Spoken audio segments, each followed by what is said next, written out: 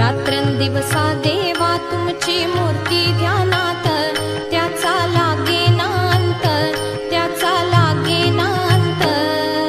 स्वप्नात आले माझ्या गुरुदेव दत्त, स्वप्नात आले माझ्या गुरुदेव दत्त.